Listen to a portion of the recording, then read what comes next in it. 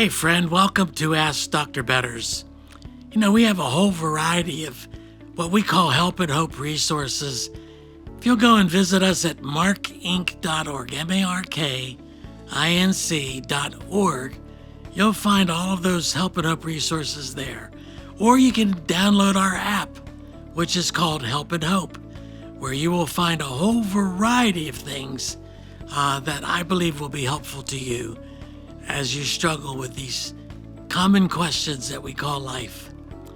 I have a letter here from a woman who is Indian. Her mother was in India, struggling with some serious health issues. And I can't read all that she wrote to me because it's just so complex. But I think there are some common ingredients with many people who struggle with caring for an elderly parent. And one of the common things that happens when we care for our elderly parents is we put on the role of authority, we put on the role of parent, when all of our lives it was the other way around. We were the child, they were the parents, and now the role is reversed. And nobody prepares us for that. There is no class to take. There are books written, etc. But until we're there, until we're facing that situation, for many of us, it's hard to understand how that role reversal works. Oftentimes, coming out of that role reversal, when the parent dies, is guilt. We could have done this differently. We could have done this. We could have done that. We should have done this. We should have done that. If only this, if only that. And many of those who bury their parents live in an isolation that is that reeks with fear and guilt, and maybe even sometimes anger. Well, the parent is going through the same thing. The parent oftentimes finds himself or herself getting angry, saying things that they regret saying. Losing control of your life will cause that to happen.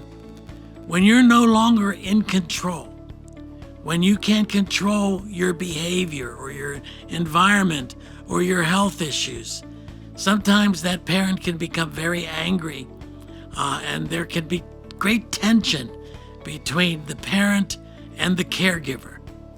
We have a variety of resources on caregiving that I hope you'll take advantage of. Some who are professionals have told us these things, that guilt and anger and regret characterize the relationship between an elderly parent and a child who is caring for them. Well, such is the case with this particular woman. They fought over many things, including money, including the environment in which they were living, and from that, there were some words exchanged. And then the elderly person died. And then just before they died, they had some things to say about their relationship to God, and maybe even the faith that they were losing.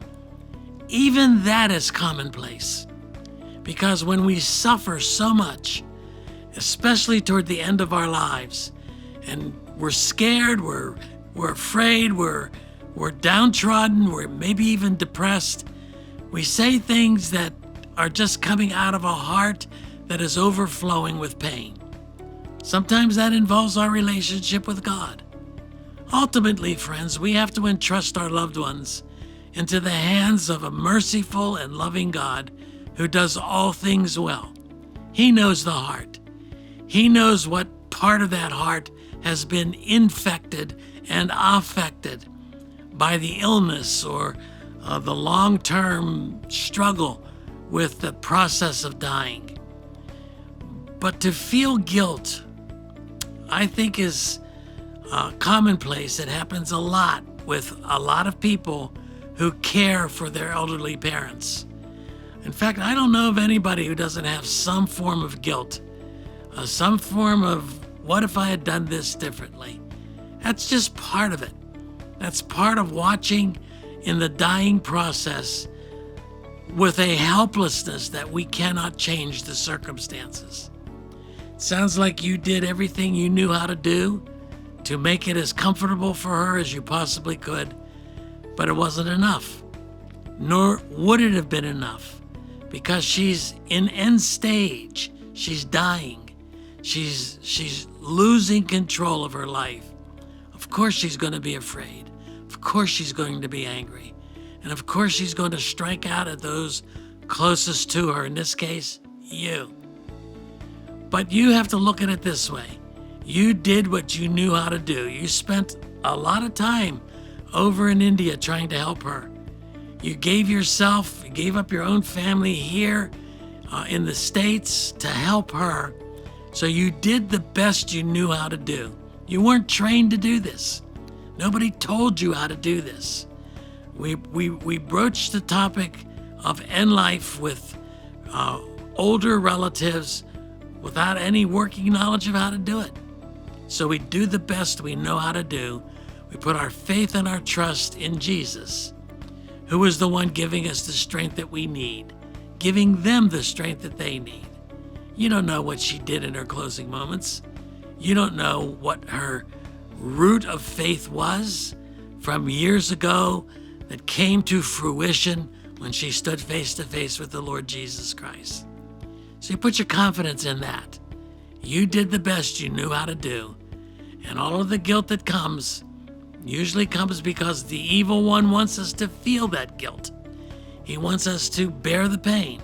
Now, there are times in which we should feel guilty because we mistreated our loved one. Doesn't sound like that's what you did, but it does sound like as it got closer to the end, there was a lot of volatility. That's just part of the end stage of life. Hope this helps you. Hope you'll overcome whatever guilt you're carrying and look at the good memories that you have of your mom. Look at the good things that you can remember as she raised you to know, love, and fear the Lord Jesus Christ. I hope this helps. Hi, my name is Melissa Weisenfels, Executive Director here at MARKINC Ministries. Thank you so very much for your continued support of this video series. Ask Dr. Betters is not meant to be a substitute for professional counseling, but instead is designed to extract biblical principles around the questions being asked. We encourage you to seek professional counseling if needed.